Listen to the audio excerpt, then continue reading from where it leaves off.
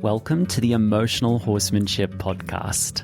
I am your host, Lockie Phillips, and I help deeply caring equestrians create emotionally balanced horses with science, empathy, and feel.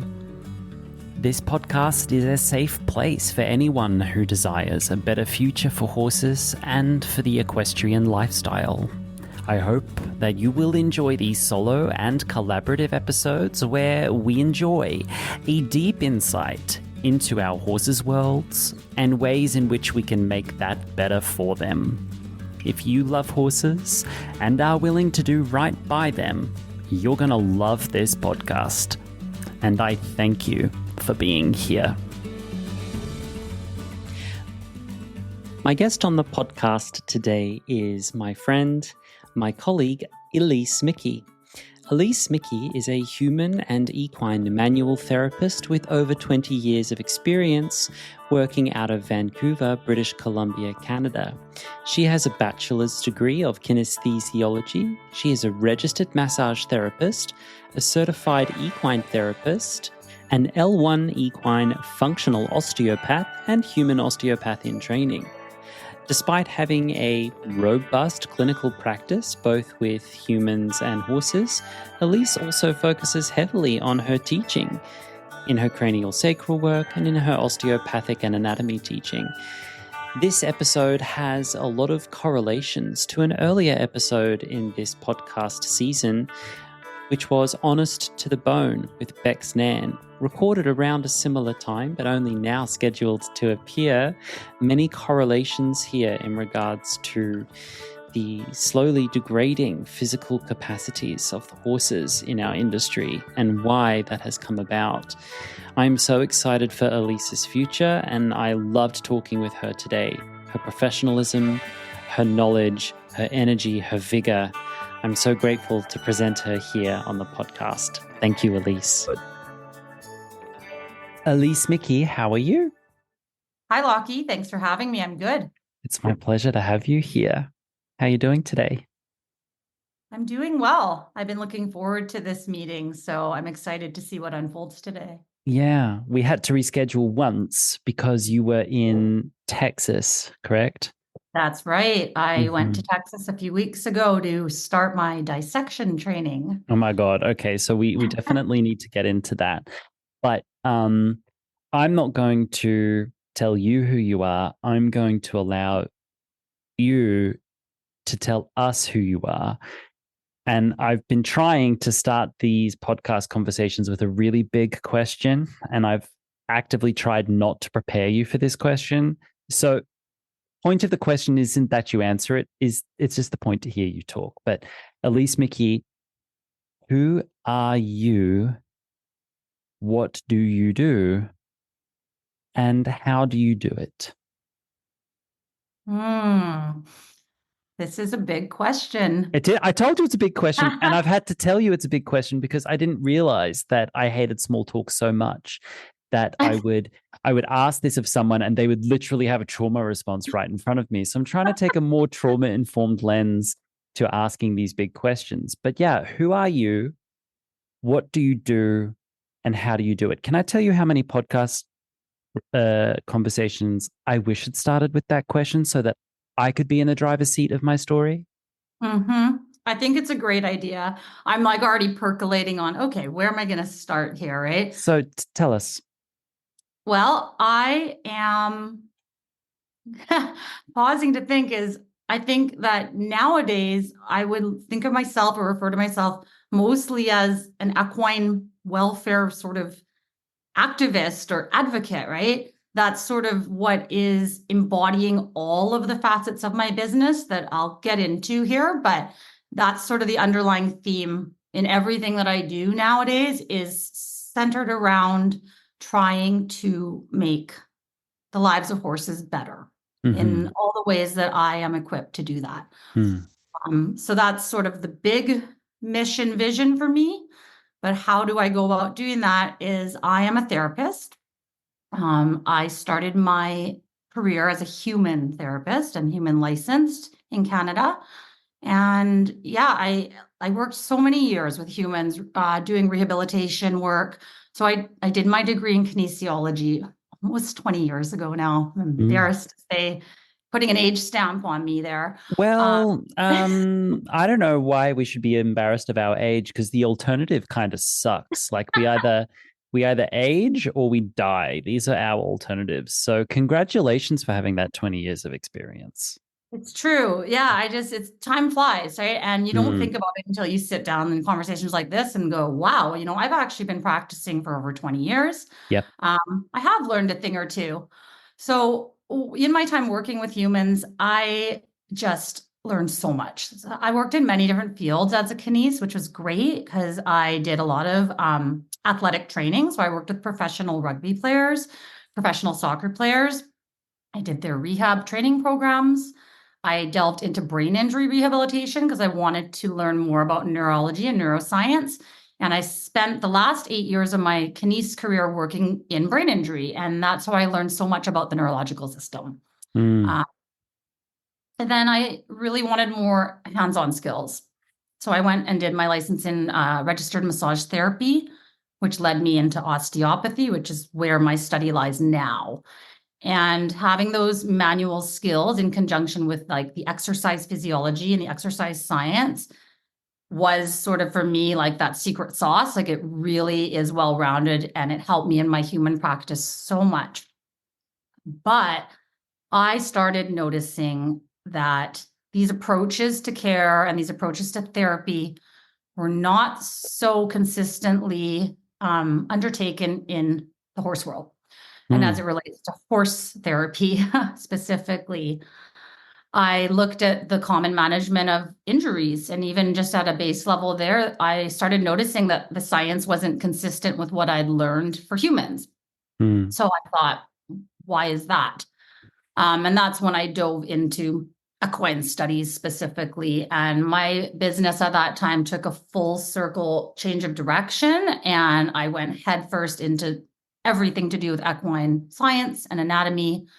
And I've completed multiple diplomas now in equine therapies and osteopathy and craniosacral and neurokinetic therapies for horses.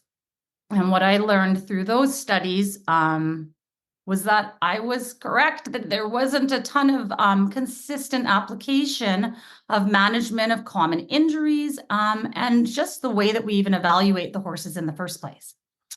So that's what put me on this path now towards creating the school that you know of that I have, educating other therapists across the world to try to give them these skills that I learned so deeply in my human training around assessment and around understanding how to differentiate pain from other things, right?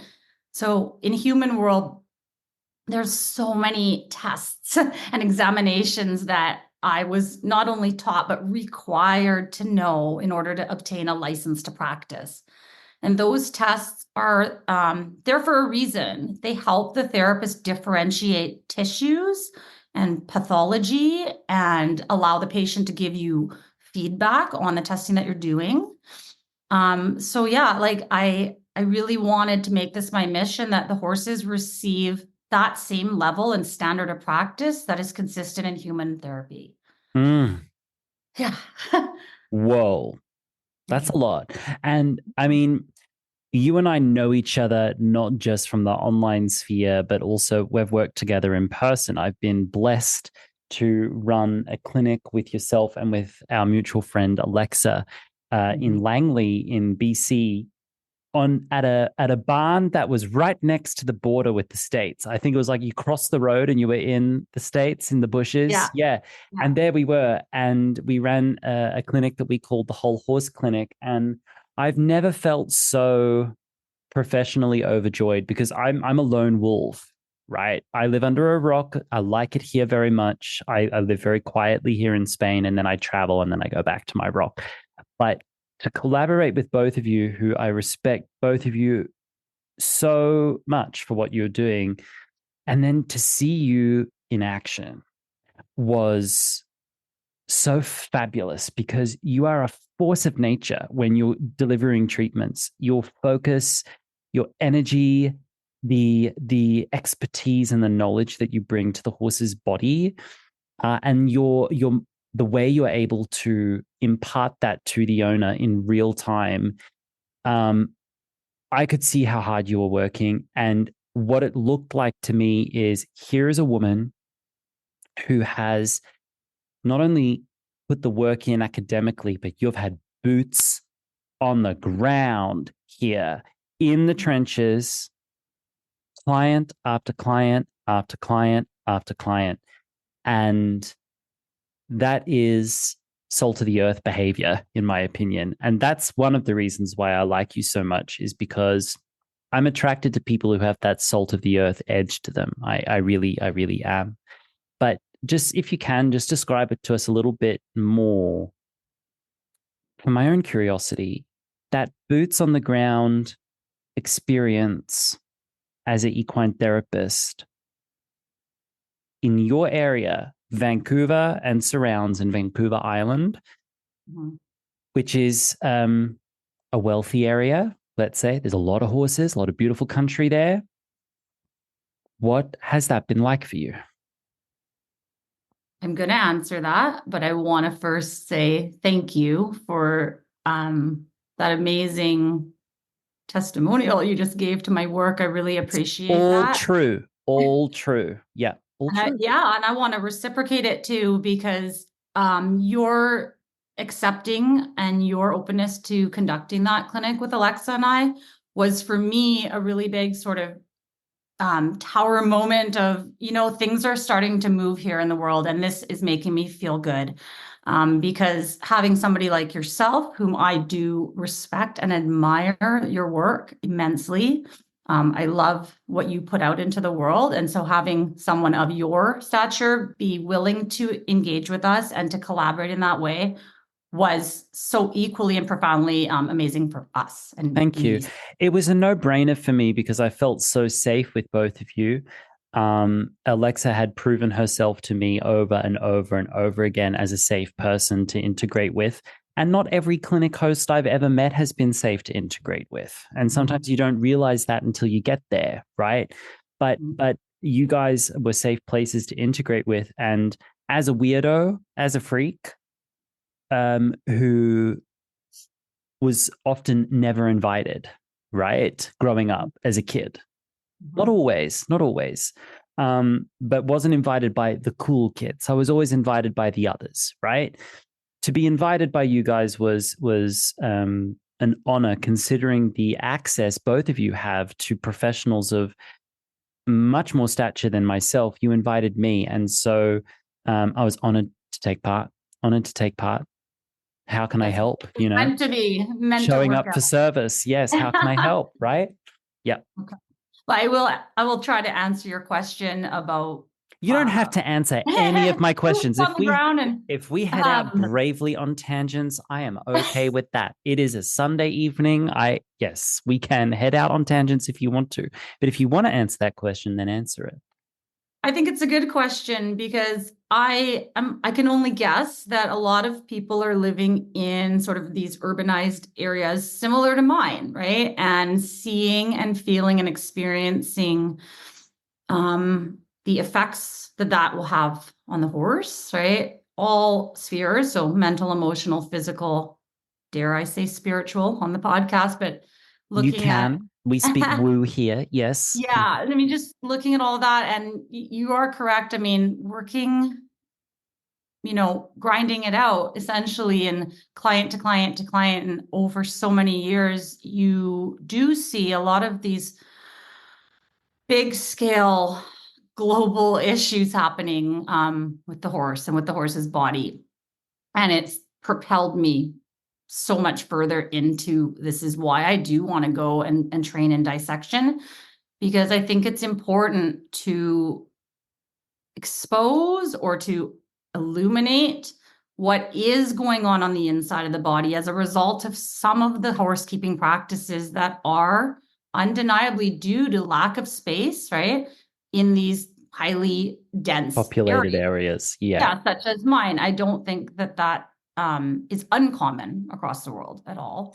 It might be uncommon in Australia.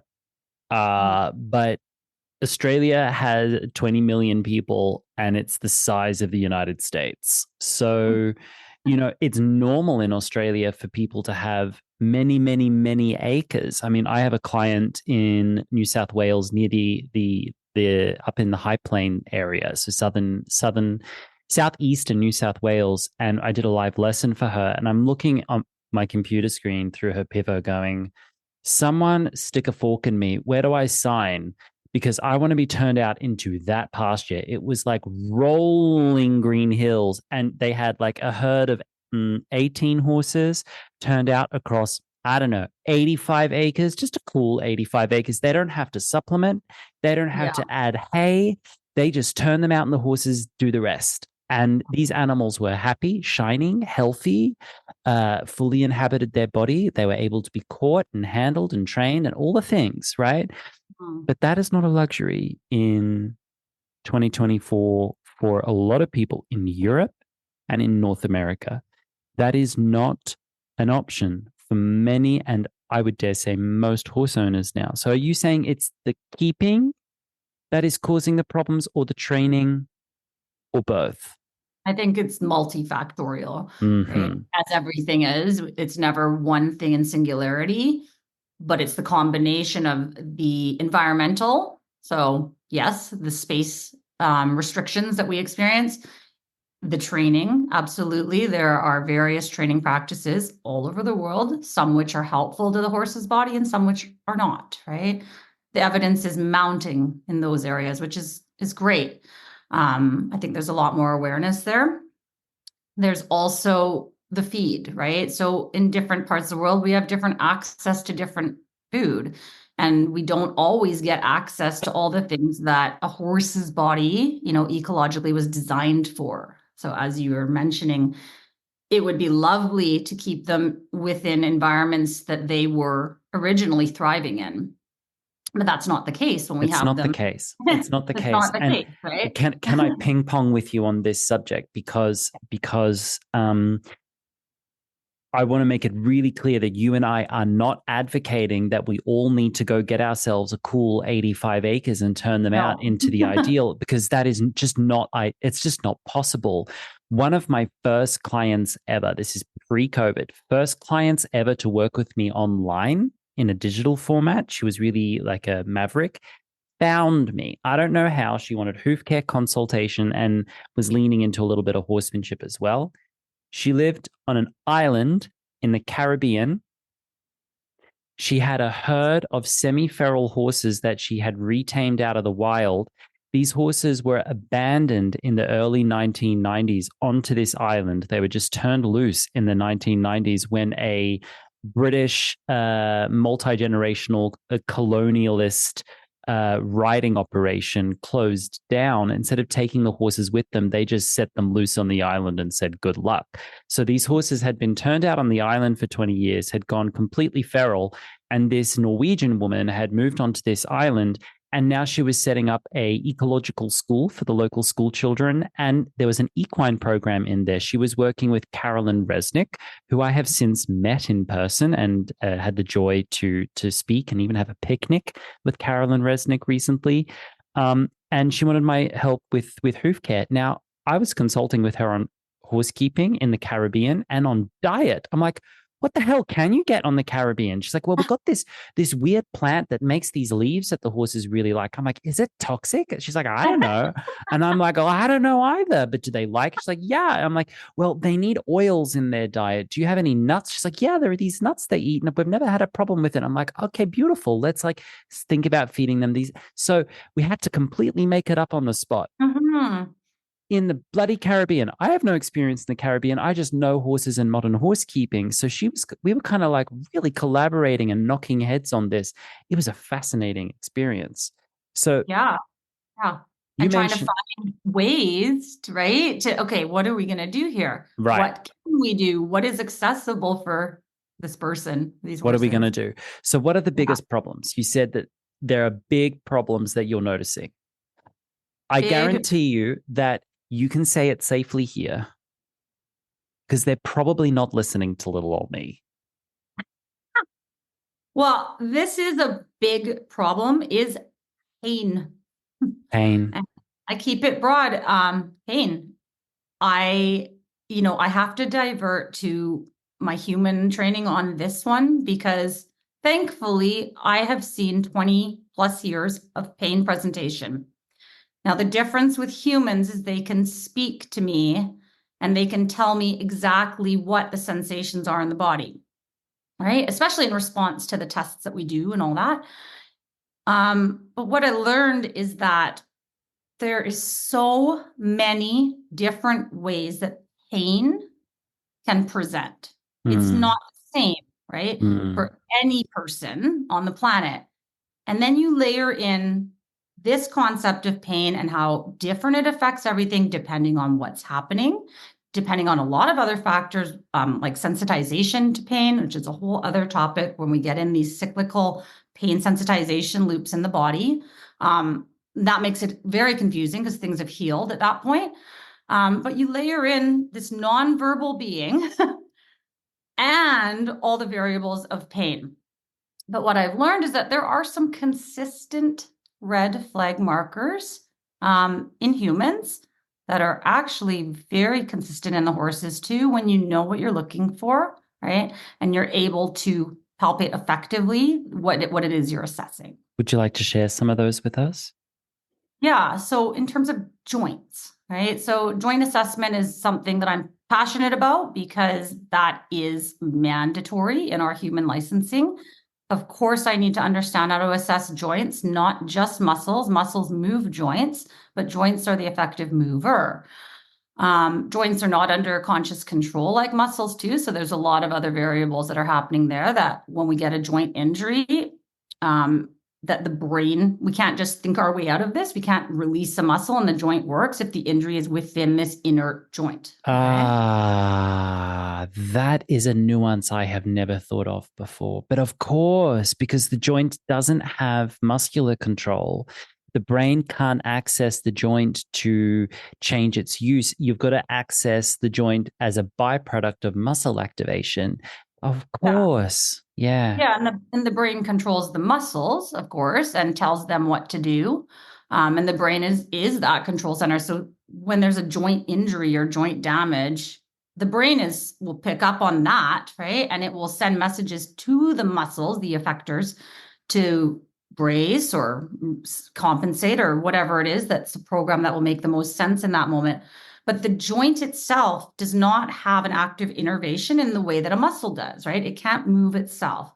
So cycling back to this joint issue is that when we learn to assess joints, there's a thing called end feels. And this is what therapists train for hundreds of hours to understand and to palpate within their fingers, is the different sensations that happen within a joint when we're reaching the end of its range of motion. Okay? And they're all different.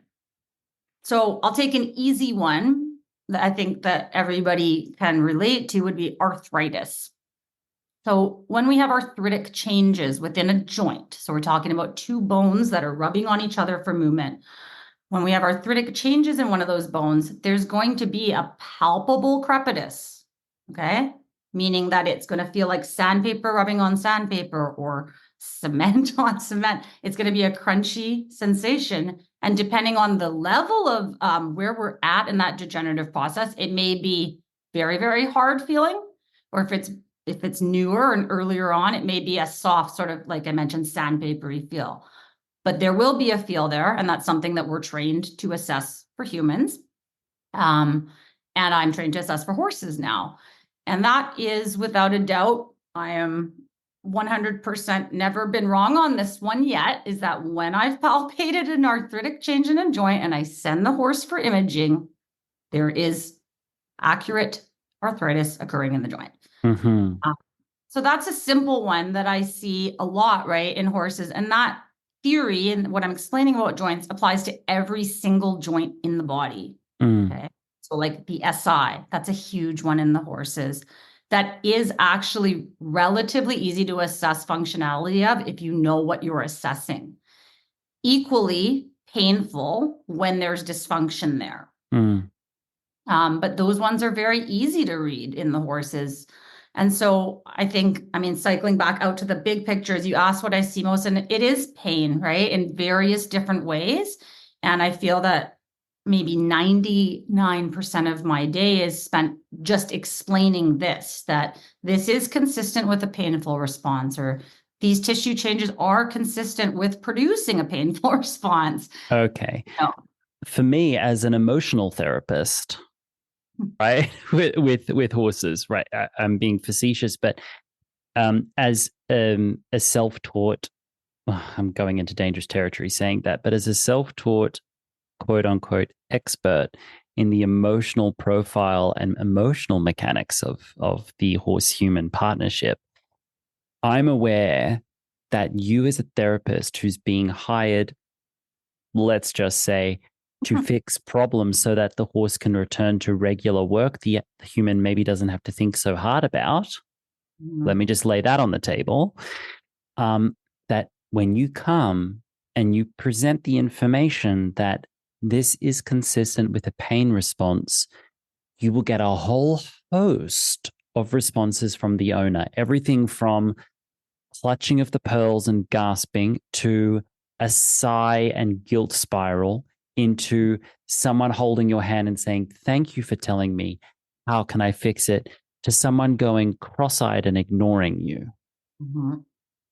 Yes to all the above. Well, yes to all the above. Okay. I want to say, as like a disclaimer, I don't want people, it's like my goal is that pain is not a dirty word. It's right. just another word. And when I say this is consistent with pain, I in no way ever intend to make somebody feel bad. It's about providing information where they aren't trained to know how to understand that. You're just doing your job. Let's be frank. Like, call a thing a thing. You call a therapist. And I don't want pain to be this negatory thing all the time. Okay. Right. Because pain is a part of life. Mm. I have pain. You have pain. Everybody is going to experience pain at some point or another. So it's not that I'm trying to say, let's mitigate all pain. Like, that's not reasonable, right? We're living beings that are subject to the external world, Mm-hmm. as well as the internal emotional factors that play a role in pain modulation. Mm-hmm. So that is not my goal, but my goal is to recognize it and provide some sort of spectrum of severity, right? That, okay, this is pretty mild, but this is what we could do. Versus this is very severe. We need to make some shifts for your horse and get out of this severe pain cycle that we're in. Yeah, sorry to cut you off. Yeah, no, you're not cutting me off. We're ping-ponging. That's what we're doing. And it should be a ping pong here. I mean, you've very, very kindly recommended people in my direction more than once. So I'm not targeting any specific person here if you have recommended people my way. And sometimes that recommendation has been like an immediate collaboration that became something that was really, really fruitful for both of us. And sometimes that collaboration left me in a position to say that I don't think that they should work with me because I would ask you to enter into a level of listening of your horse. You're right. A level of listening of the horse, which I'm not sure you're happy to go to right now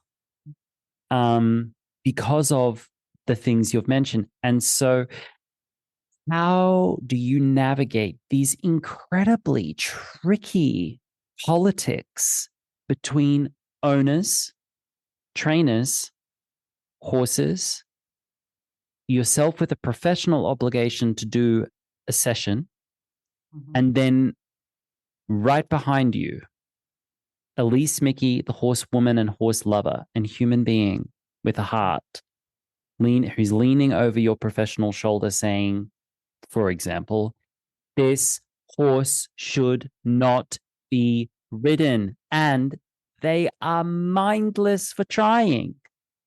You obviously can never say it like that to someone unless you have a rapport with somebody, If the rapport is good enough that you can say very, very clearly.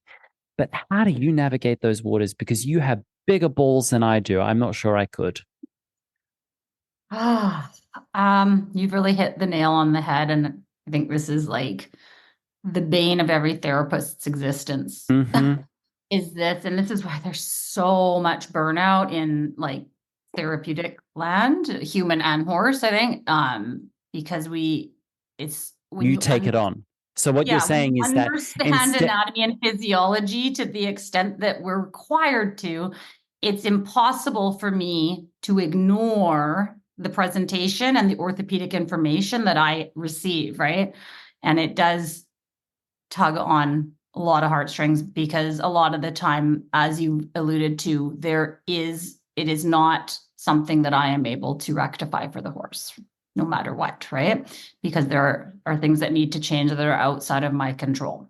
I don't know if you are a religious woman or a spiritual woman, but I don't know, like we need to be praying for the therapists out there. We need to be burning sage. We need to be chanting at the campfire. We need to be going to church. We need to be calling a shaman. We need to be talking to the Dalai Lama to allow them to transmute the things that they hold on the horse's behalf, to allow them to release the truth that they're not safe to speak to a client right now because they do have bills to pay and they cannot set on fire the industry that is before us, that is largely running like lemmings in jodhpurs for the edge of a cliff. Right? Mm-hmm. It's like the way that I mitigate those situations or manage, there is no one answer, right? It's always case dependent. Mm. And on a positive note, there's been a lot of I've had a lot of experiences with clients that are open Of and course. willing to listen. And it's been tough. Okay. And so I'm not trying to say, oh, it was so easy, because it's been tough for them, even the openness and the willingness to make adjustments and to, do XYZ in order to assist the horse. It's still tough, even with the openness. But in the situations where there is not that willingness or the openness, I will say the hard truth. I will present the science that I have available. I sometimes bring in support of like paraprofessionals or a vet that is going to support me You might in what I'm refer them to saying. Lockie. Yes, I refer them to Lockie. I do. I will not give up without a fight. So Right. if I've given up on a client or a horse, it is because there was nothing more I could do, right? Um, but it's not easy. And there's been so many along the years that they do, even with my practices of letting go and releasing the energies as best I can, it's still going to wear on your heart because I Yes. love horses, right? As you do. I want all horses to feel comfort in their body. I don't think it's fair that only some get to and some don't. You know, Um, this is one of the multifaceted reasons why I do respect you so much. And I've said this to you personally before when you and I had a very tough conversation at your house. I noticed that you're in your office right now. I've slept on a mattress in that office. So I, this you is know, the real office, not the fake office we made you. oh, so I was in a different room? You're in the pretend office. This is the real, Oh, I see, I because see, I Alexa see. took the real one. Oh, you're in that room. Okay. Yes. All right. So one of the multifaceted reasons I do respect you so much is because you're at the coal face of some of the biggest issues that as a equestrian community we are currently facing. When I say at the coal face, anyone who's seen the movie Titanic, which should be most people, you think of those men in the furnace room shoveling coal into the furnace, right? They are what keep the whole apparatus going. And it's a tough job. It's a dangerous job. It's a thankless task. It's dirty. It's hot. It's dangerous.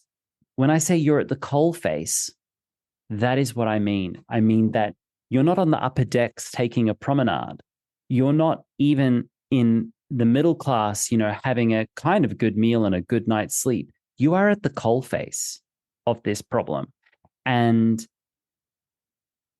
that is one of the reasons why I respect you, because I took some time at my own version of the coalface, because not only are you at the coalface, but you're at the coalface locally, which is even harder to be a local service provider who requires local connectivity and a reputation to pay your bills.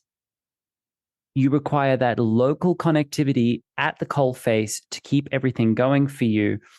I spent my time as a local service provider it wasn't Vancouver, which is a wealthy area. I was in a poverty-stricken corner of Spain and in Eastern Europe, where money was tight for everybody. Mm-hmm. So I was at that kind of coalface for quite a bit. That was tough. I experienced that. I dipped, and I'm like, I need to zoom out and I need to reach a more global audience. And I need to be able at the same time to filter the people who come to me, just so that I'm protecting my heart. Mm-hmm. Definitely. I mean, I think this is one of the reasons you and I do get along, because we have a lot of similarities in the way that we are conducting ourselves. And I am not afraid to speak up where need be. And I'm happy to do that, regardless of how that makes me look. But I am excited. Like, I'm thinking while you're talking, and I'm like, the thing with my profession and what I do is that anatomy doesn't lie. So it's not my opinion, right? What the anatomy is doing or isn't doing. It just is. Like, anatomy is a very black and white in that way. And that's why I love it, because there isn't a ton of room for subjectivity when we're looking at dissection. Of course, there's interpretation of results, but what I'm trying to say is that the body is what it is. It is right there for all to see. And the evidence is everywhere for anybody seeking that knowledge. It is no longer hidden evidence. There's a ton of research now on all things related to this topic that we're talking about: injuries, welfare, horsekeeping. It is there to be seen, right? If you want to see it. So like you, I do speak up on it, because I know that there's enough evidence for me to back up my statements. Anatomy doesn't lie. And the horse standing in front of us is always going to give us that response if we are looking. Yeah, when I came to Vancouver, I flew into Vancouver from South Carolina, where I was at the Bone Room with Diane and Pam, who I would love to have on the podcast. So I need to reach out to them. And they call themselves the Bone Bitches. And that's what they say. They said, bones don't lie. And so you can talk about the behavior of the animal and what that meant, but you cannot deny that this dorsal transverse process, or you cannot deny that this bone is doing what you see it doing and what that meant for horses. And the things visiting the Bone Room changed me as a horse person. Not irrevocably, it just turned the volume up on something I had been feeling. And then to visit you in your home and have very explicit conversations with you about your interactions with, let's say, horsemanship professionals, and how sometimes disheartening that has been. I'll speak it, that sometimes there have been interactions between body workers, this is globally, body workers and horsemanship instructors, where the horsemanship instructors say, through horsemanship, all things are possible. And the body workers are saying, but the body has limits. What you're saying is happening isn't actually happening. Here's why. And then instead of the horsemanship instructor saying, oh, thank you for that expertise, thank you for sharing, allow me to pivot immediately and refer to you as expert, they will go on the offensive. They will deny. They will obfuscate, try to conflate, confuse, and create conflama, or they will bury it to preserve their perceived success around what they were doing instead of pivoting. If you said to me yesterday, Lockie, what you're doing with this technique is causing consistently this problem with the horses at a physical level, and you need to adjust it and direct yourself in your attention towards it, let me help you, I would say, firstly, thank you. Mhm. Secondly, I believe you. And thirdly, how do I fix it? In that order, simply. That is all. Yeah.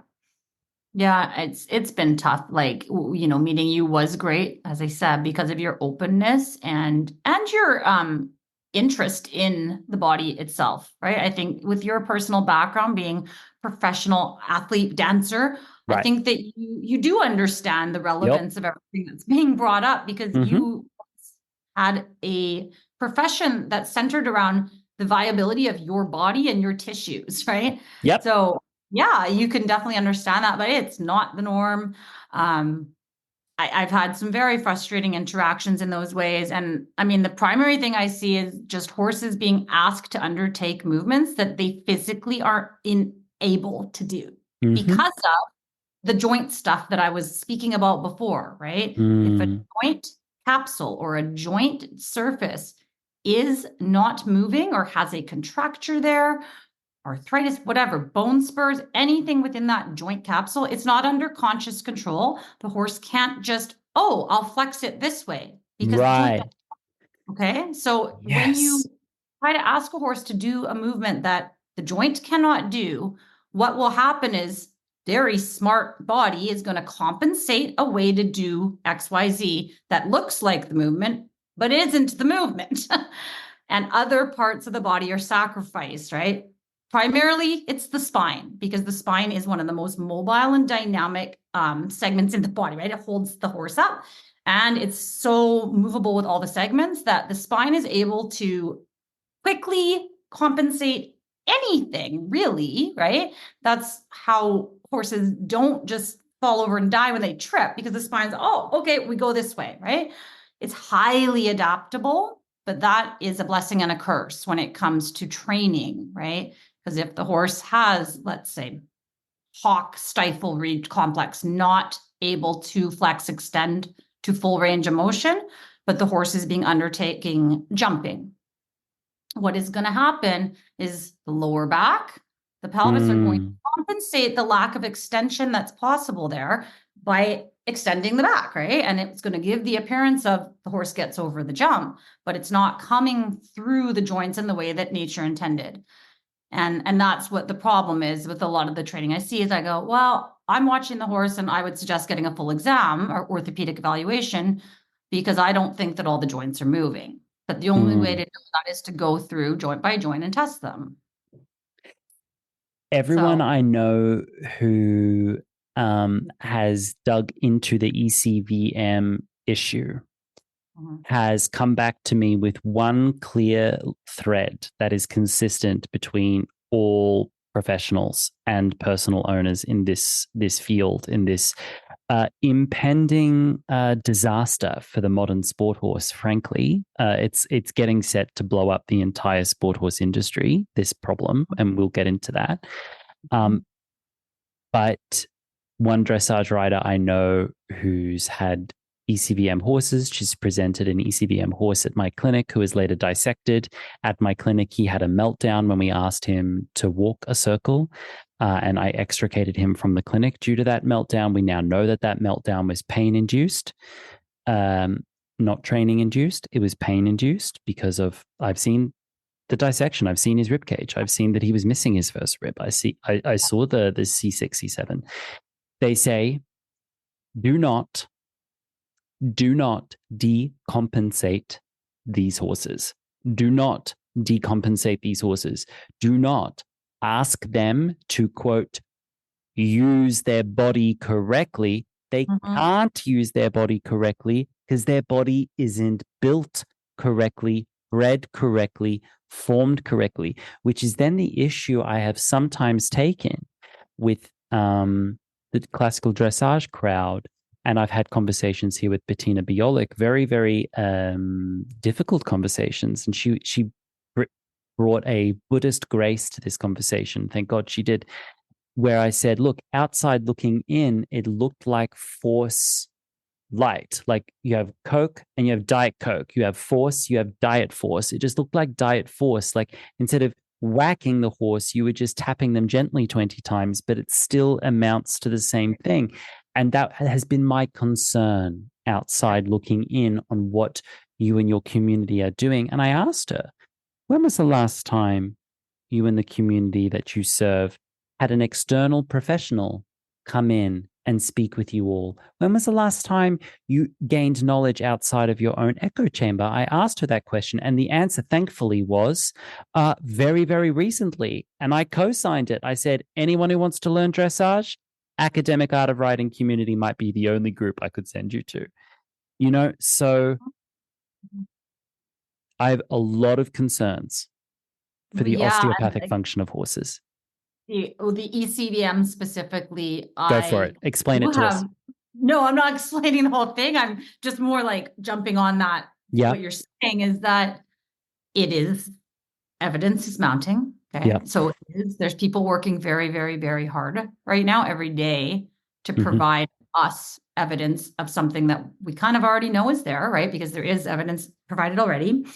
And what was heartbreaking for me at this last dissection was that there was evidence of ECVM in non-sport, right? So Appaloosa.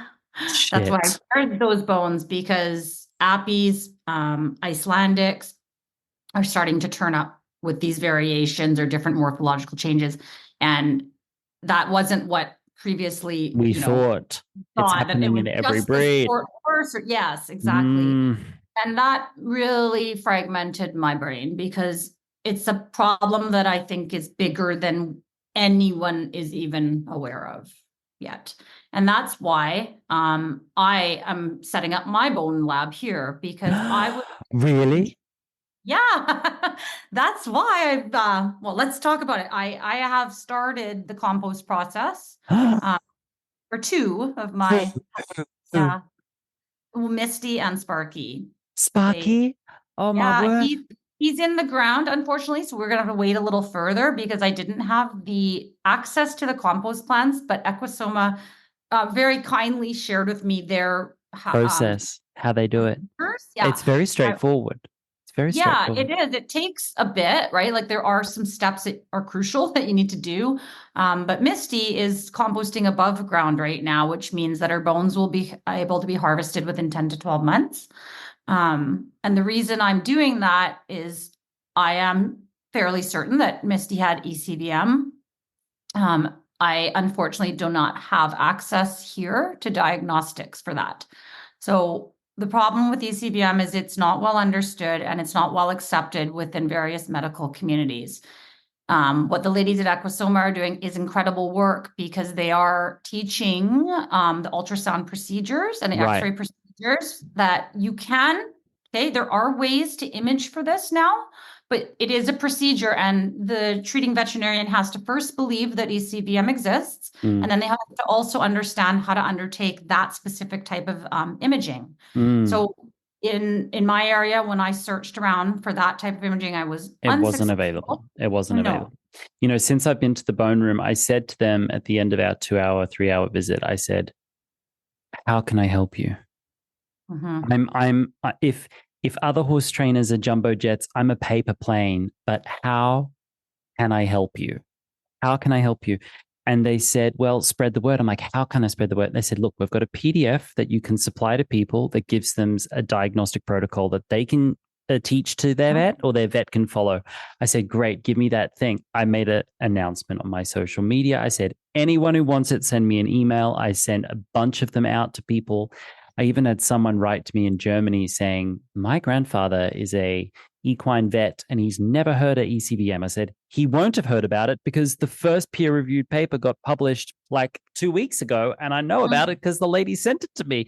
They said the first peer-reviewed paper's out, and it was only 2 weeks ago. So I said, unless he was at school last week, he would not have heard about it, right? And too many vets are too busy trying to keep horses alive in their local area. They don't have time for upskilling. No.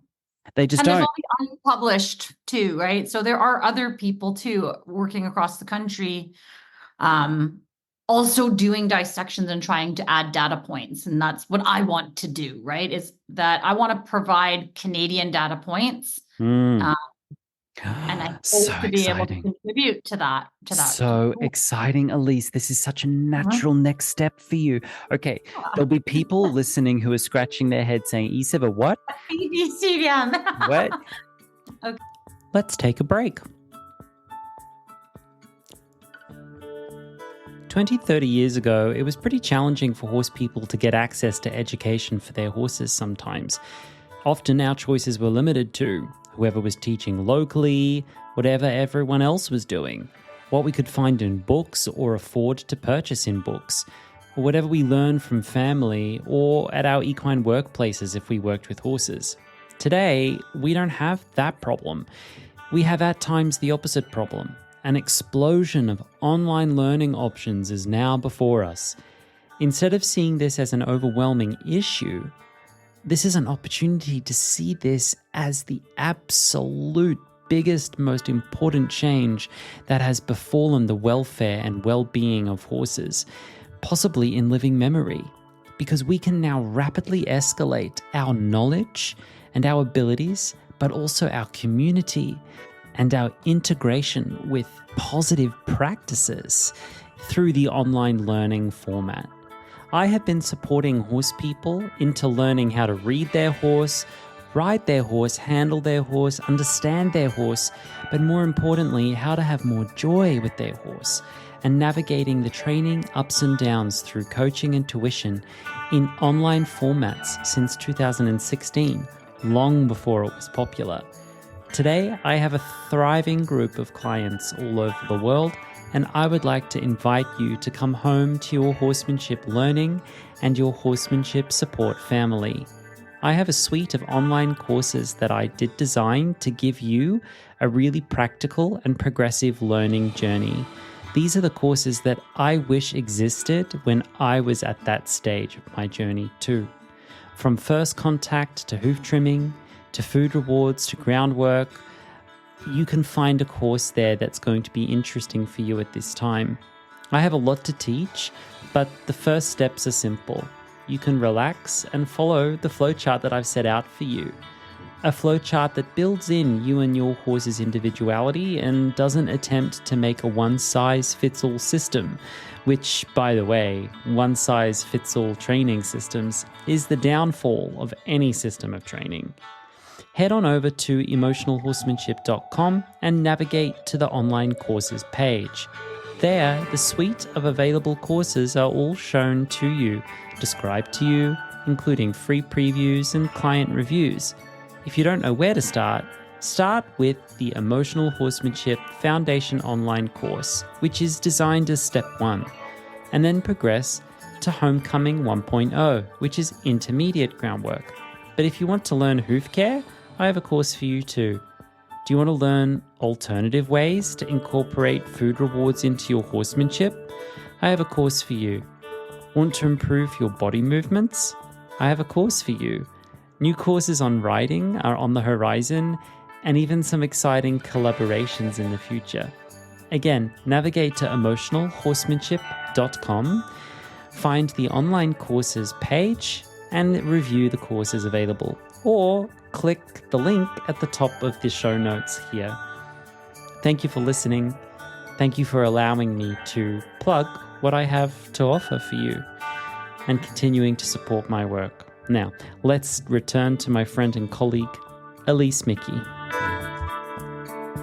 Right, is that I want to provide Canadian data points. And I hope to be able to contribute to that. So exciting, Elisse. This is such a natural next step for you. Okay, there'll be people listening who are scratching their head saying, ECVM, what? ECVM. What? Okay. Can we together? Complex vertebral malformation syndrome. Okay. This, in a very simplistic explanation, it's a congenital, meaning the horses, there's a genetic component that they're born with malformed bones. Yeah, it's fucked up lower neck syndrome. Fucked up lower neck syndrome. It's quite something. And it's unfortunately the parts that are malformed also happen to be parts where muscles should be attaching, nerves, where nerves should be exiting or entering cavities. So it this is why it's being researched is, well, if there is a bone where there isn't supposed to be a bone, then what happened to the nerve that was supposed to go through that space? Mm. Or the reverse, there is no bone here where the nerve was supposed to go around. So what did that do to the innervation? And unfortunately, because of the region that they're finding these malformations being C6, C7, T1, T2, rib 1, rib 2, there's some pretty vital structures that go through there. One being the phrenic nerve, which innervates the diaphragm, which is our breathing muscle. Mm. And Okay. the other one being brachial plexus, which is innervating the entire shoulder and forehead. So you're saying that some of the horses with this screwed up lower neck disease that they're born with, because of this lower neck disease, might end up in a situation where they can't breathe properly because the nerve that services the major breathing apparatus of their body is impinged, compromised, missing, floating, squashed, tangled in confused anatomy because the bones have been born malformed, badly formed. So that's what has been found thus far in various specimens. I would tell anyone who hasn't watched the webinar with Sharon May Davis, where she does go through about, I think, 12 or 14 of her cases. Go ahead and watch that. It's really helpful because she has footage of some of these horses that were collapsing on the track and then able to correlate that with the bones that were resected and or with the dissections that she's done. And let me tell you, it's sobering. It's devastating to watch. It's sobering. It's devastating to watch. Bex Nan, who's been on the pod, she has a Patreon where she's just a dissector in New Zealand who just like, whatever you can give me, I'll dissect it. You know, she's out there doing boots on the ground as well. And she also has interesting videos putting together the dissection results together with performance results. So before the horse was euthanized, they have photos and videos of the horse in training and the problems the horse was having. And then they dissect and say, this is why. She goes 1 + 1 = 2, you know? And it's the early indications of the data we have so far indicate, correct me if I'm wrong, Elisse, but somewhere between 40 to 60, that's 40 to 60% of thoroughbreds and warm bloods potentially have this problem, that the sport horse that we were dealing with 30 years ago is not the same horse we are dealing with now. And that's what Celeste is saying, that these modern sport horses have problems and require delicate training. And that really clenched my brain for me. And so you're now saying that it's not just the sport horses, though that's what we've been looking at, because which other industry are you going to have access to a revolving door of carcasses except for the racehorse industry? I'm sorry to say it, it's just true. The racehorse industry funds the equine dog meat industry. So it's just true that they have higher access to a revolving door of carcasses. So that's where the brevity of data exists so far. And the sobering thing is that the peer-reviewed data that came out last summer 2023, was specifically about proving that ECVM was a post-domestication event, that it is not present in any equid pre-human domestication. So this is inbred by people that is peer-reviewed. Yeah, that's incredible. I don't know the exact numbers. So I'm thinking on it when you're saying all these stats. I'm like, I don't actually know the exact numbers. Well, those ladies burned it into my brain while I was there. I said, hang on a minute. That's 40 to 60. They said, yes. And I said, what do the thoroughbred racing people think of you? They said, we decline to comment and we're very careful what we say because, you know, there's a lot of money. A lot of politics involved in a lot of politics. I believe there's also a personal safety component that they are taking care of. They may or may not have had interactions that compromise their personal safety. I'm not saying there might have been threats. I'm not saying there might have been problems in that manner. But as they were telling me this, over their shoulder in the bone room, they had this big poster on an easel of the thoroughbred genetic lineage map. Oh, And they have red circles around certain names, trying to trace back the yeah, reverse engineer breadcrumb trail back to yeah, which foundation sires right, started this. right. I said, oh, you're not telling me that you're trying to find the genetic smoking gun, but I think you're saying that to protect yourselves. And they just sort of winked at me. Well, and I was like, ECVM started in the Holsteiner cows, or that's when it was first discovered, was in cows, right? Really? I didn't know that. Yes, yeah. So I think I don't want to misquote myself. That's what Sharon was talking about in her webinar, is just like there was evidence of this from farmers way back, that they started noticing these anomalies in the cows that were dying, basically, or being stillborn. And somebody had the idea to check their body. And that was one of the first evidence of ECVM in Holsteiner cows. Now it's made its way into the sport horse industry. And then, as you're alluding to, really, there's a lot more that needs to be uncovered that we don't even have an answer to at this point, because nobody's had the ability to investigate. What about what about these horses? What about those horses? Because, as you say, I think that the thoroughbred access is more abundant. Warm blood access is more abundant. Um, but a lot more to be said on that, I think, over the coming years. It's like, It's stay tuned. terrifying. I'll be real It with is, you, because Elise. I see the fear in your eyes as a therapist. It's terrifying because we can't, as a trainer, we come to the acknowledgement that these horses, what can we do? What can we do? here's the thing. I mean, circling back to where our conversation started today, orthopedically, so I will give a disclaimer. No exam that I do can lead to a diagnosis, right? I'm not Right. allowed to diagnose. Orthopedic exams are information that provide you the ability to come up with a clinical sort of hypothesis, right? Because these tests are universally accepted in the medical community. So they are real tests, but no, we never come out with a diagnosis. But what I want to say around ECVM, now understanding the pathophysiology of that a little bit deeper, now having done the dissection, seen more bones, studied the research a little deeper, is yes. So when you examine the neck orthopedically, like do a range of motion test, there will be evidence there. If you know what you're looking for, right? There will be restricted range of motion. There will be pain response at some point in that range, depending on what the morphological variation is. There will be movement dysfunction, if you know what you're looking for.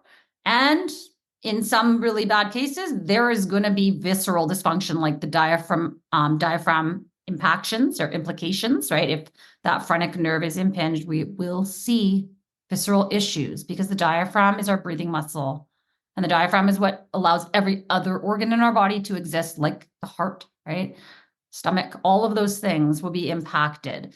So orthopedically, there is a lot of things that we can assess that would give you clinical impressions that are consistent with ECVM. I've done those on obviously my mare that I had to lay to rest.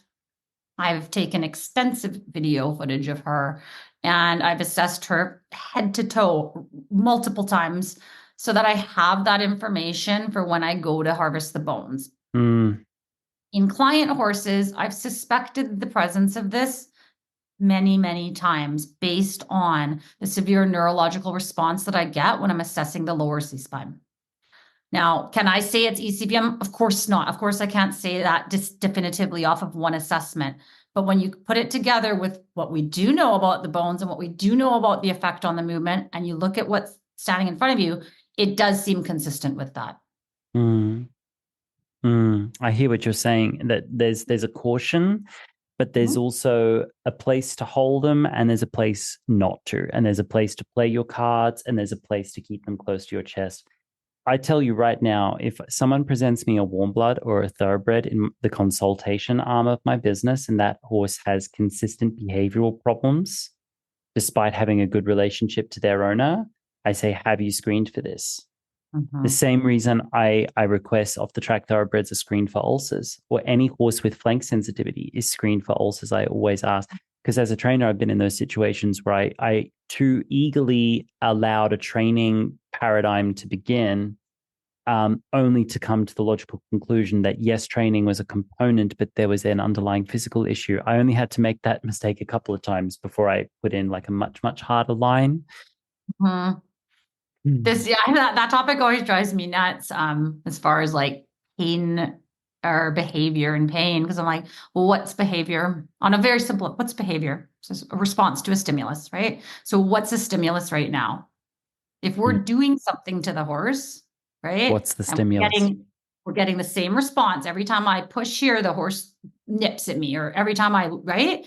It's repeatable like that, then you have to use logic and say the stimulus is me pushing here, and the response is pain behavior.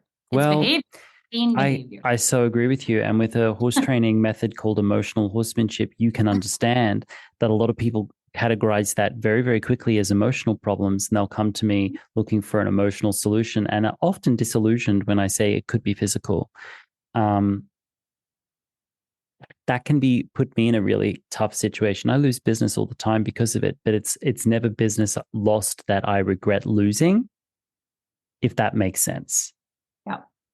No, I mean, this is a tough one. This is why I am always looking for trainers like you to be able to collaborate with, because I think that is probably one of the toughest things as a horse owner, is learning to differentiate pain behavior versus emotional Right.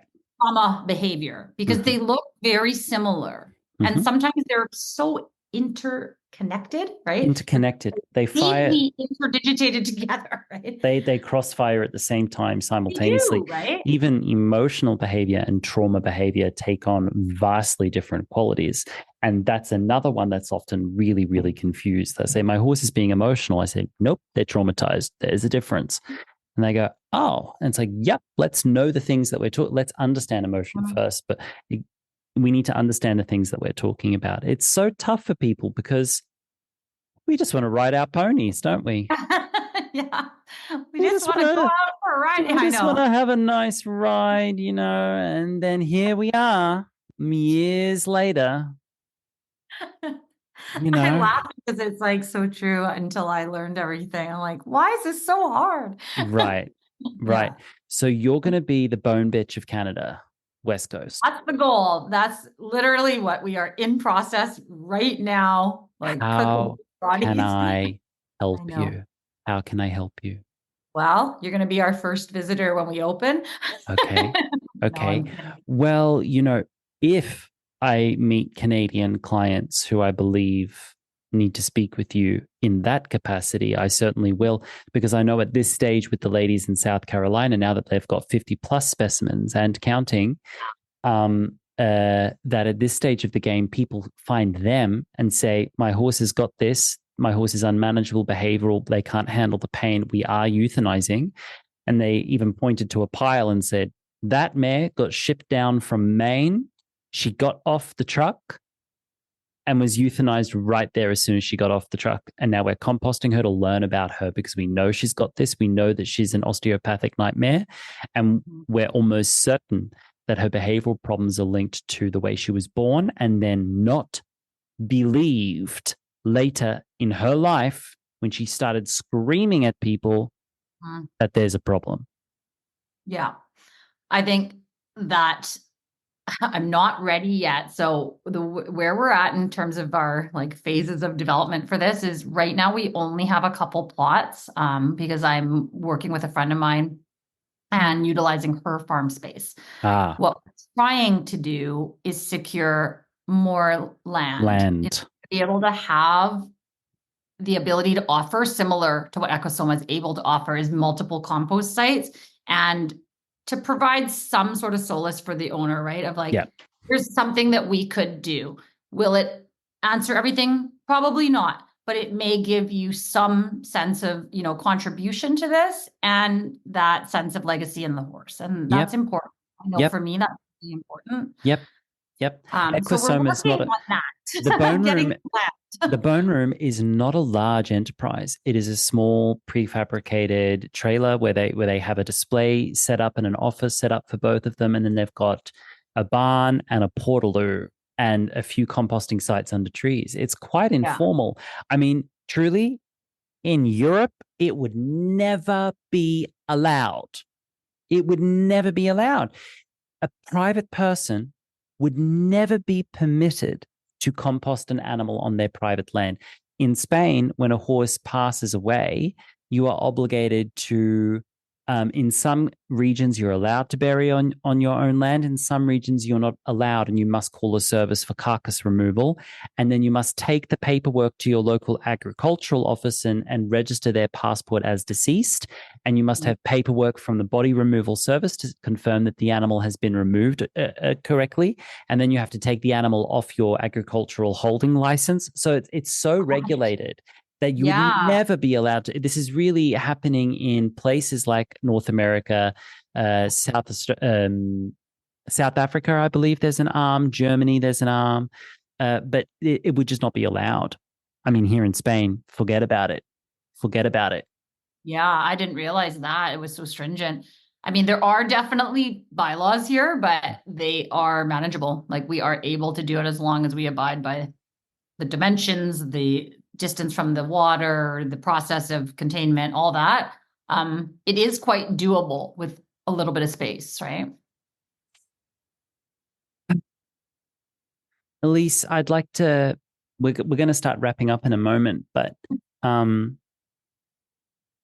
as you embark on this journey, on this pathway of change, from therapist to Canada's bone bitch, I say that with love.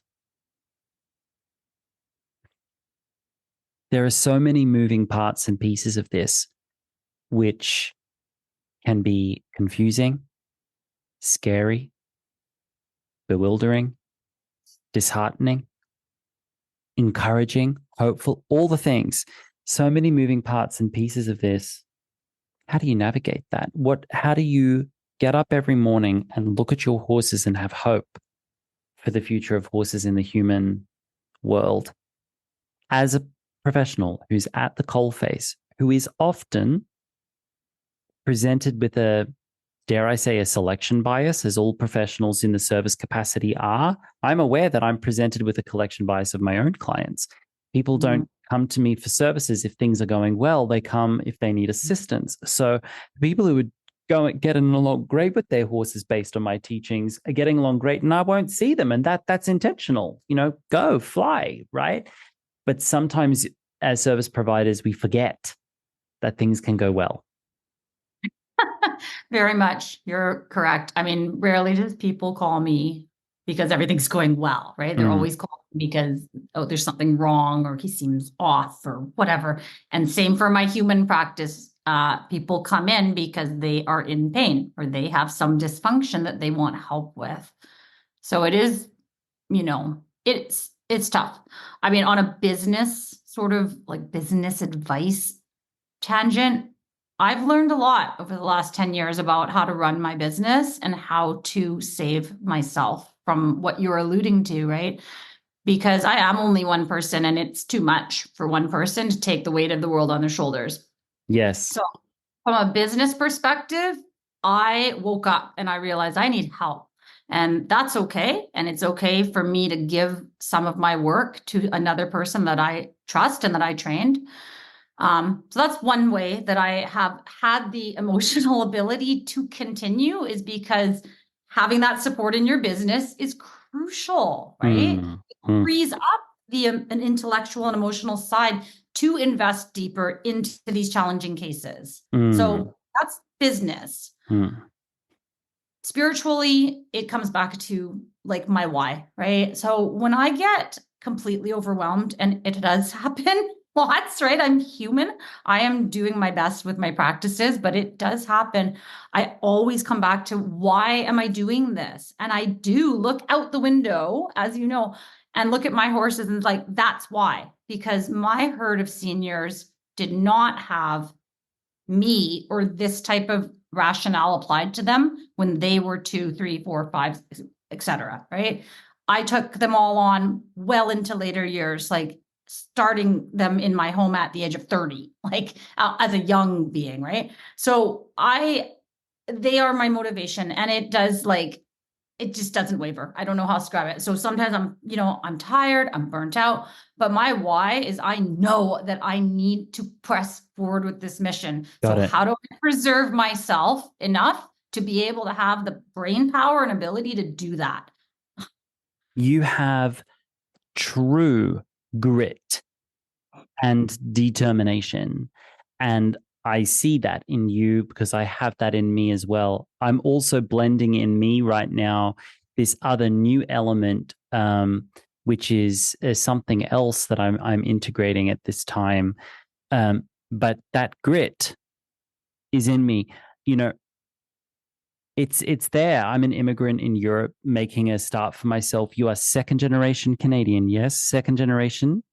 Your family, so that's been passed to you. Is that like immigration grit? You got to get stuck in. You cannot. There are no laurels to fall back on. It's I see that in you. I respect it in you. And in the age of anti-hustle journeys, the fact that you're holding on to hustle and doing it with grace and doing it with dignity and doing it with intelligence and a sense of humor, it bodes very, very well. And it's a very healthy counterbalance sometimes to what we are currently seeing out there. So, keep on doing you. Be you. Yeah, I was like, just get an assistant. Get help. Oh my God. Right? I've got an administrator now. Yeah. Right. Huge difference. Cause I find like that stuff is what really grates away on you. Right. And energy suck. And it's not where I excel. Okay. I'm not gifted with administrative abilities. It's not what I'm good at. Right. So why not have someone who's actually good at that? If you can. That. Yeah, for a long time, I had to do it all myself, Bert in Mary Poppins, one man's band. But now to be able to very, very slowly and with limited financial capacity to just gently delegate the most heavy things to certain people has been life-changing for me. Life-changing. Yeah, and it's like this business thing that I had to wrap my head around was that sometimes it's that old adage, like you have to spend a little money to make money, right? And that I have to give a little bit in order to get a little bit to help me, right? Got to break eggs. Scary. Yeah, it's scary. It's been stressful and expensive to take someone on. But I know it's what I need if I'm going to have any sort of longevity in this professional realm, right? Yes. You're going to be flooded with bones. Okay, I'm not ready yet, everybody. Let me just precurse that. When we are opening for intakes of donations, okay, of courses that you would like to be a part of this research and a part of this education, I will make a large announcement on that. But we're not ready just yet. Our plots are full with my particular herd. I know, but just those two horses, you're going to be full. I mean, those Equisomas, they had tubs everywhere with something in dishwashing liquid and something over there doing this, and that's at various stages. And what I loved about their work is that every bone had a name on it. Mm-hmm. It didn't matter if it was the smallest bone in the body, it had a tag with a name. Mm-hmm. And they could go into their Rolodex, pull out that name, and they have a dossier on that individual animal and that animal's story. That blew me away. So to see that happening in Canada, you let me know how I can help you. I will. And I just know this is where I'm meant to be, like that. Yes. There we go. The most logical contribution that comes next there it is. This. And there it is. So I've got 3 questions I like to wrap up these podcasts with. The first one is, I'm inviting you to muck out with me. What is something in the equestrian industry that makes you groan and say, what the muck? What do you want to scoop up and shovel out? If you could condense that into a thing. Oh, dear. One thing that drives me nuts is a lack of congruence in professionals. Oh, explain this. Elisse, go into it. I can't take it anymore. Here, case example one, there's, we have an equine physiotherapist promoting all the equine physio, and this is why it's important, and your horse needs it, and listen to the horse. And then in the same social media, flash, noseband, draw reins, pain face horse. And the lack of congruence is just like wackadoodle. It's right. wackadoodle. And it's not, it's more common than I had even realized until I started paying attention to it a little bit more and following people more, because said, oh, well, this is so-and-so, a natural barefoot trimmer, let's say. Where do they keep their horse? Oh, it's not congruent. They live in a stall with shoes and they don't have turnout and they're on time feeding. So what? Yeah. So this is when you start digging, you start to realize that there's a lot of incongruence, right? And amongst professionals, and that drives me nuts because we are, in my humble opinion, we need to be walking our own talk. And yes, ma'am. That's just business Basic. 101. Business 101. But that is driving me nuts right now. And I think maybe you'll start noticing it more too if you start digging in people's. I try not to dig. I try not to dig in other people's direction because I'm a little bit busy digging in my own. But for example, when Cesar Para was brought into controversy for alleged abuse to horses because someone took videos and they were published. You go to his website, which I did. I spent 90 seconds of my life looking at his homepage on the website, and every homepage of a website has supposed to have a hero section where it describes who you are and whatever. That's what people tell me. It was a black comedy. It was like an episode of Monty Python. It was just talking about harmony and relationship and partnership. And then we see the videos on Facebook of the most egregious bullshit you've ever seen in your life. And I thought, this could not be written by the best satiricists known to man. The people behind The Simpsons have tried to satire this. The people behind Family Guy could try and satire this. And even what they would imagine doesn't come close to the level of not walking talk. It's the level of lack of awareness is just, it's impressive. It's breathtakingly impressive. I'm breathtaken by it sometimes. It drives me mental because as somebody who really, really values authenticity, yes, I value embodying the things that I say because that's what feels right in my body, right? It drives me nuts. I just can't even. This is one of the reasons I loved meeting you because and actually meeting you in person and having spent time with you physically and and then watching me work and then watching me work over 2 days. Work in live real time. And I was so happy that you are exactly as you come across in your posts. Yep. You are exactly how you are in the written word, in your podcasts, in your webinars, everything. It was very authentic and I felt that.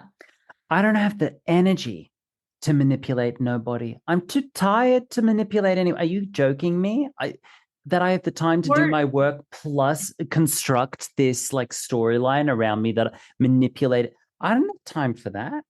All I have time for is the truth. The thing that I am starting to wonder is if it's just a lot of cognitive dissonance of not actually being aware of the social image versus the actual actions that are being taken, right? I get that. But at what point do we say, where does their responsibility begin to be freaking self-aware of what they're doing? There's got to be an awareness at some point. If your main trade is horse and you cannot understand a horse that's screaming at you, what are we doing? What is going on? What is going on? I have a friend in Switzerland, close friend, one of my best friends in the world. She had known nothing about horses. She comes from the dance world, but she follows my stuff because she loves me and she watches what I do and everything. She's like, Lockie, I visited her in Switzerland. She said, you keep saying in your posts, almost apologizing for the controversy. But then I read the post and it just sounds normal to me and logical. I'm like, That's what I'm trying to say. Like, I walked into this industry as an alien and then very quickly turned around and went, hang on, what? You're doing what? You are what? You're tying noses to chests and then spur and then whip. What? You are a horse in a box. Huh? You're whipping what are we, and I'm crazy for talking about something that's as old as the hills, like patience and understanding the animal. Yeah. There's a disillusionment for me where I don't believe it yet. And you've been one of the people that's kind of taken me by the shoulders and said, Lockie, you need to believe me when I say that you're one of the few that I've found to be congruent. And I'm like, I don't believe you. You are. You are. And I've gone, my horsemanship journey, I know we didn't get into that really, but it's like, it's gone through the ringer too of me going to so many different clinics, doing so many different types of learnings online and live. And this was one of the most resounding things that happened then, but I didn't have the ability or the language to accurately say how I'm saying it now, that it's incongruent, right? But I've seen enough, and I've realized that it's very, very, very challenging to find authentic, congruent business professionals. That might be why I'm busy. Yeah. I can't keep up.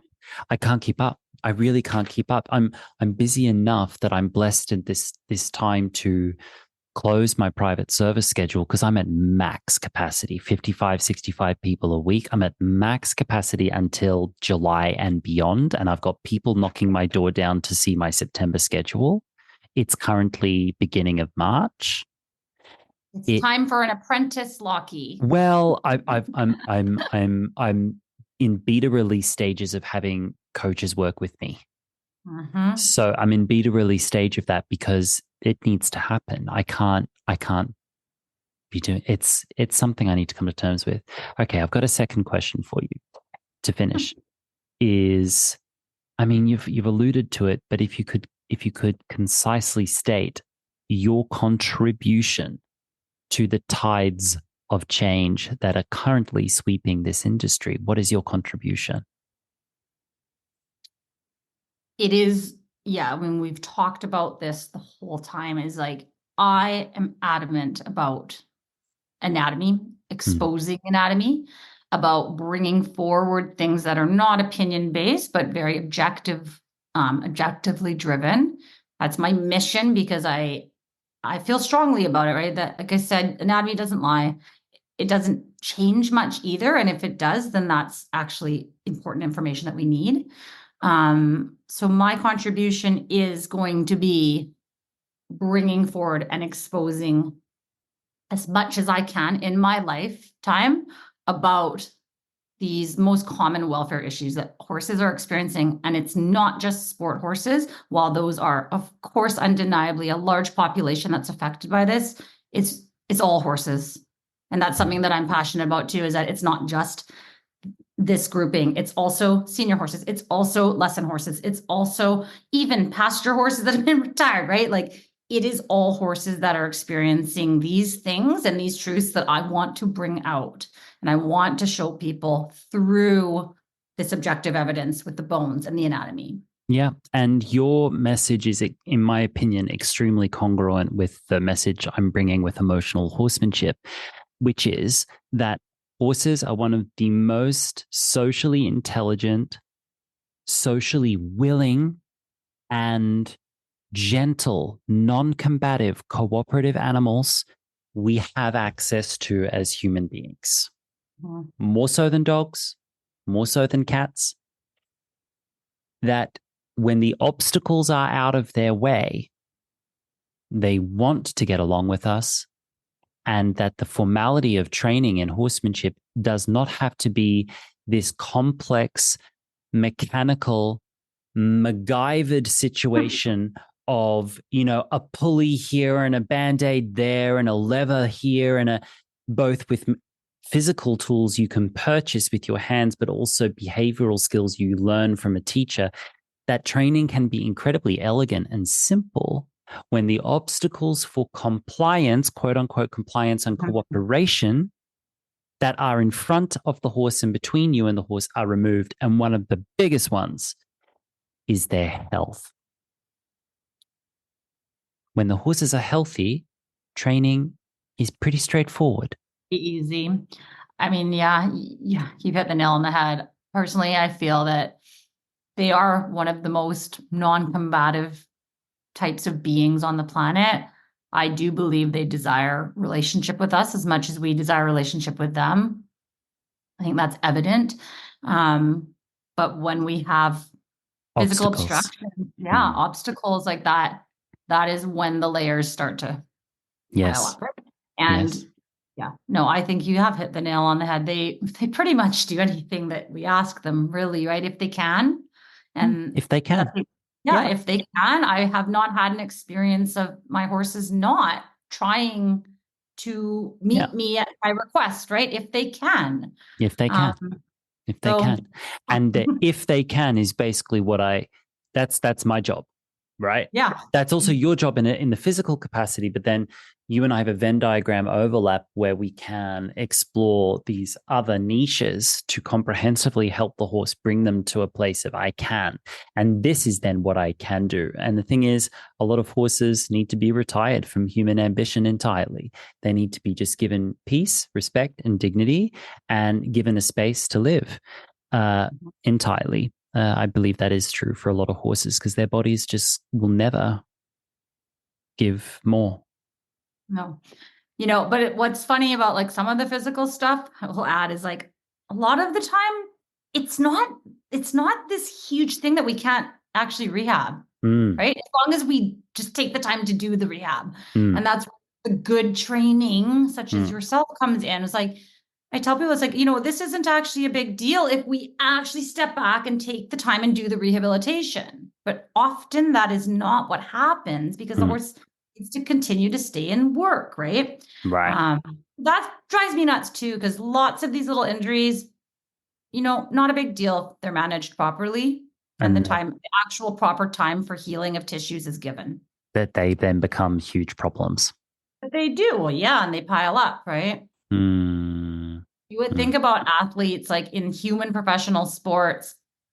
Yes, they play through injuries, but they don't play through completely dysfunctional joints. Like they just can't, right? Their doctor will play. The sport mind will say, no, you're not playing. Dances might be a different category there because I've heard some of your horror stories. There's a lot of horror story. Not everywhere. There are certain chapters of the world which is leading the charge in improving the conditions for dancers. But I have very specific memories about having pretty major patellar tendonitis on my left knee. Right at the period where I was dancing the best piece of choreography I was ever going to sink my teeth into. And I knew it at the time. I was 22, 23, sinking my teeth into the most, for me, personally, professionally, the best material I was ever going to get my teeth into, world-class choreography. And I'm like, there is no patellar tendon, nothing that is going to stop me showing up each day. And I created all of these sophisticated compensations around my left knee so that I could do that performance. And there's actually a photograph of me in this performance making this very dynamic position over that left knee. And if you know what you're looking at, you can see all my compensations that actually my body wasn't over my left knee. My body was over my right hip. What have I got now? Today, sitting here in front of you? Yeah, didn't you have like issues with my right hip? Yeah, issues with my right hip. Even Carolyn Resnick picked up on it. She was like, how's your hip? Yeah. I hadn't told her nothing. She was like, how's your hip? So, but you know what's the difference, Lockie? That is though, and I'm going to be a bit of a devil's advocate here. That was your choice. Was my choice.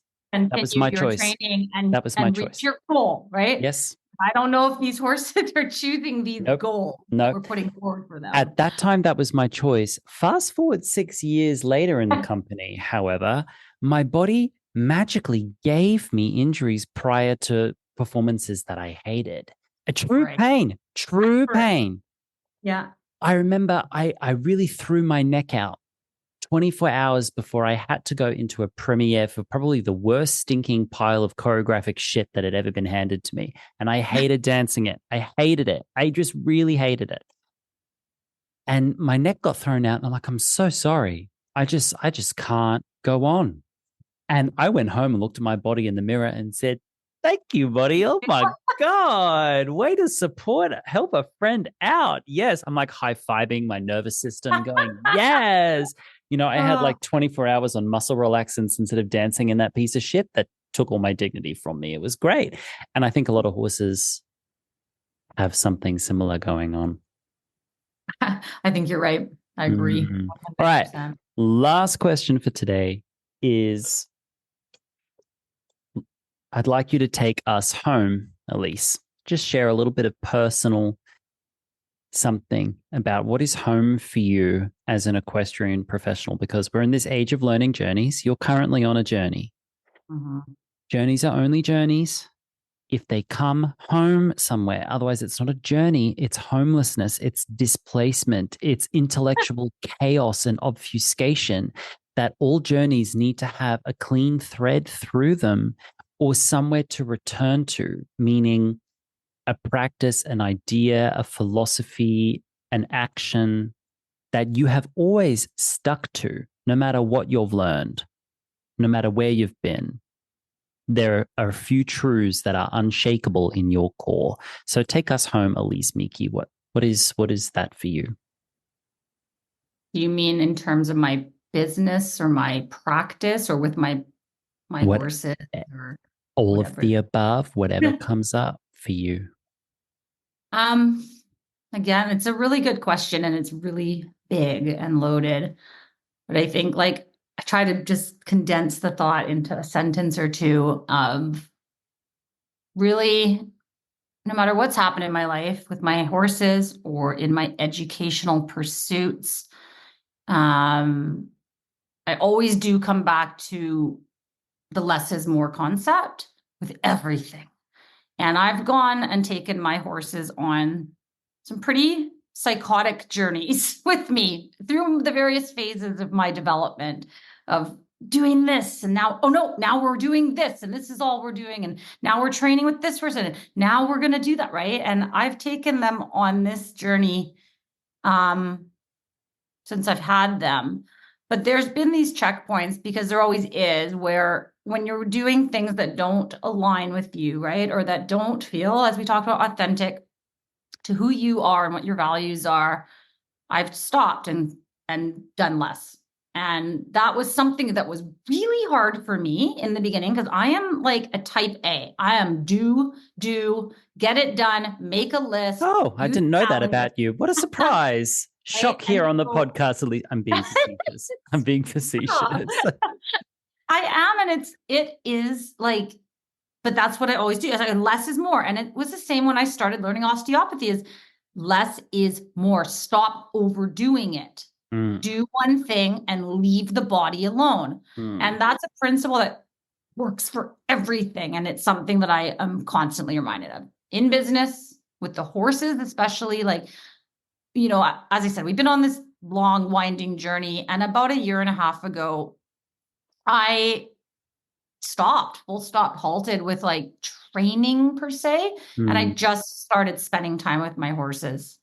And what that looks like for us is we do, we go for walks, we play, we do groundwork, but it's really not in the way that I was previously taught. It wasn't in that skill-based, technique-based way. It's just like, let's go out and have fun and see what you want to do with me today, right? And or let's go for a walk, see how you feel about that. And I still rode a bit, but I really came like full circle in my own horsemanship of just really not caring anymore, right? And like less is more. If we only do this today, that's fine. It doesn't matter. I don't have attachment anymore to things that I used to.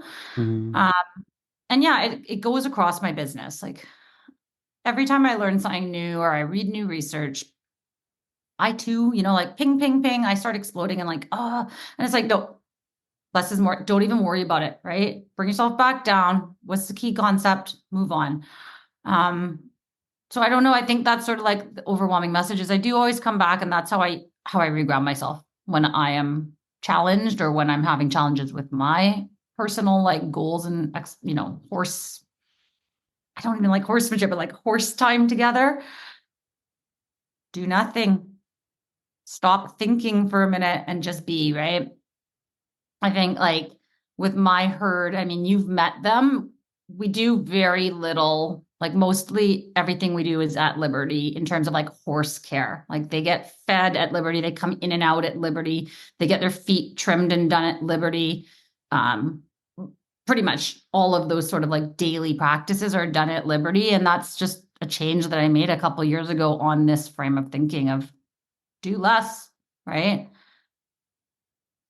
Beautiful. It's beautiful because now I know, or I suspect that I know, the answer to the question that has sat with me about Elisse Miki since I've met you is, how the hell does she do it?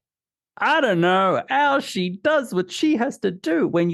I mean, off the record, when you've told me things about your life and the logistics and the things you have to keep up with, I'm like tired hearing about it. I'm like, is this woman human? Like, I wanted to scrape your hair back and look for the nuts and bolts. I'm like, where's the Terminator? Someone show me.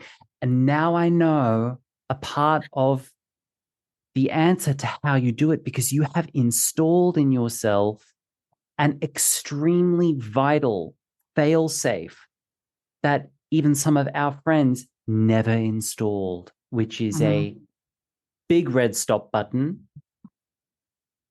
an immediate response after the stop button, which was, okay, lay cards on table.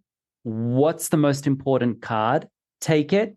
Others to the side, run with that.